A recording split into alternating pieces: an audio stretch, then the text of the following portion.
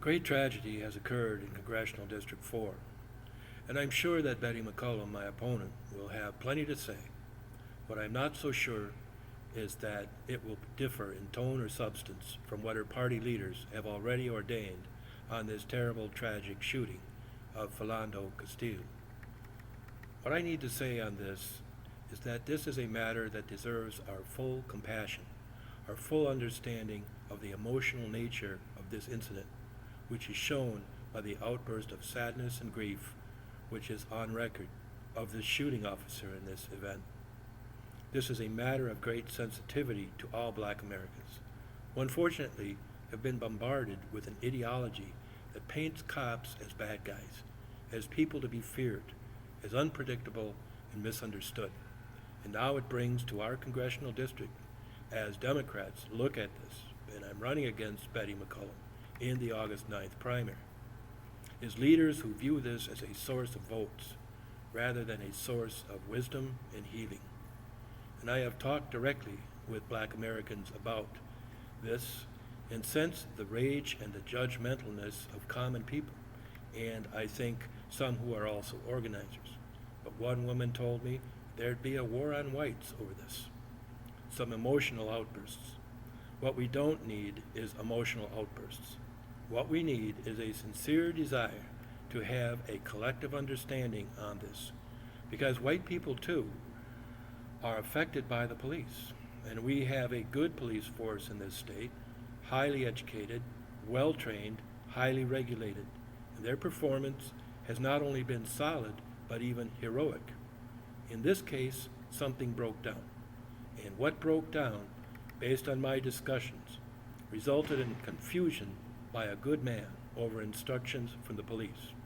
That confusion occurred because Castile believed he had to voluntarily report to the police that he was carrying a weapon with a permit. And he did so as he had his hand behind his right buttocks, according to the witness's account, because that's where he kept his wallet and ID. And when he said that, the police told him, freeze, don't move. But he did not freeze, and erroneously concluded the police would think it was okay if he brought his hand back from beneath his buttocks. It turns out he did have a pistol strapped to his body. And it is sad that because we have not addressed community police relations effectively, but rather used it as a political football to be brought out very often alongside gun control to stir up the base during elections, and at the same time to polarize the voters and even create hatred. And that hatred is often projected on the police. Because of the Governor Mark Dayton's actions on this matter, 2 Dallas police officers have been shot at a protest about this Minnesota killing.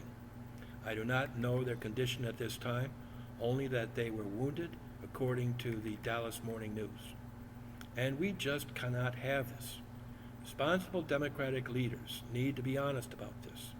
In the last election, when I ran against Al Franken and all debates were shut down, but Amy Klobuchar appeared and insisted nobody knew anything about the Michael Brown case.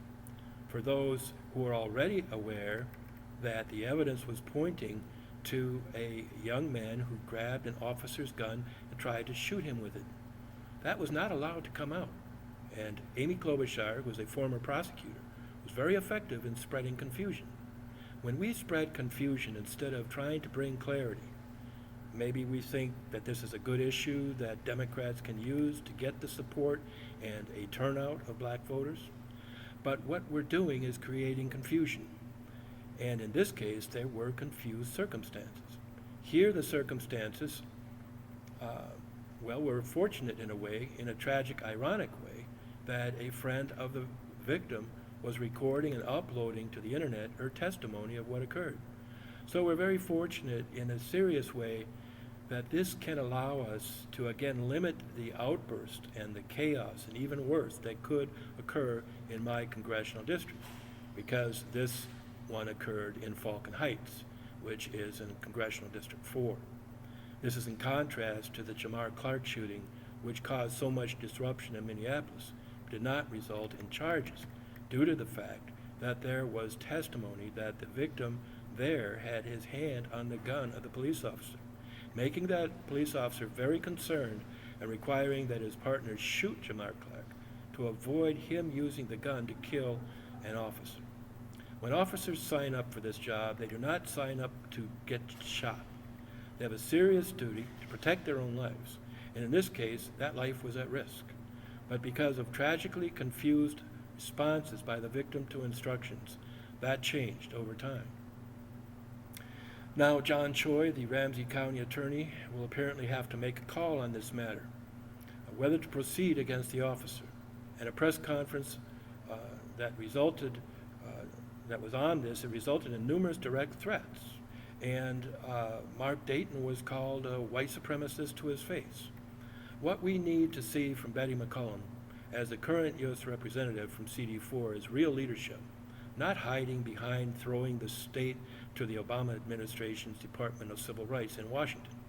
And what we need from Governor Dayton, who mistakenly believes that these agitators are his friends, is to walk back his condemnation of the police, one of whom is Asian, as being motivated by race. We need to restore sanity in the DFL. I'm Steve Carlson, the Democratic candidate for the U.S. House of Representatives from Congressional District 4, and I approve this message.